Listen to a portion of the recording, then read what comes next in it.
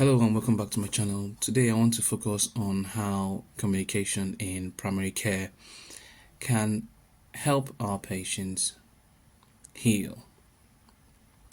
One of the first things that I notice when I'm presented with patients who have developed a certain type of disease, which is difficult to be attributable to any specific cause, for example cancer, and who have had some of their organs starting to fail.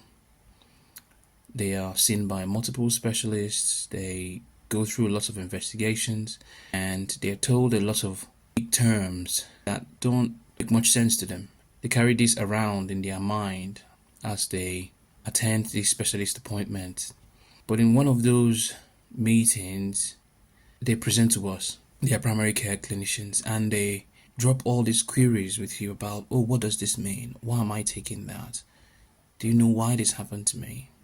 I think it's one of those golden moments in primary care where you look back at the person's records and try and see if you can find a thread that tells a certain story that will be easy for the patient to understand.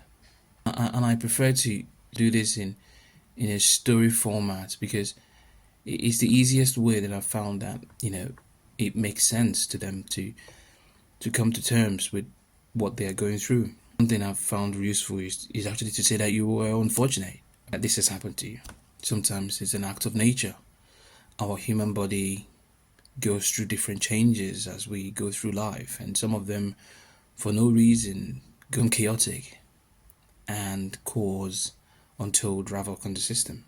We know from data or from research that some of our processes are there to mitigate the morbidity that comes from having these diseases.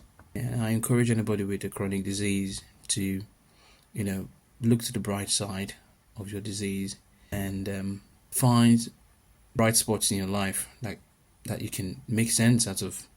Because eventually all of us are going to go through some type of disease in our lifetime. Some may be brief, may just need an antibiotic, it's like an infection and it goes away. Other times it may be a proper chronic illness that does not really go away, and you have these debilitating symptoms that you have to live with that will cause an adjustment in the way you talk, the way you eat, the way you sleep, the way you relate with others, and the way you think. And your social circumstances might also change.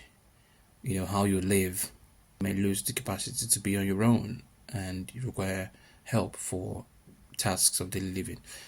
Not everybody can put this together and make it make sense.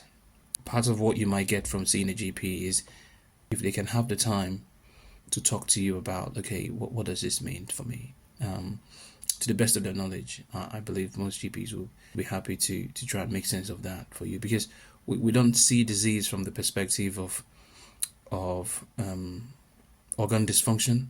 We see disease from the perspective of the individual, of their lives. Hope you found this helpful. Thanks for watching.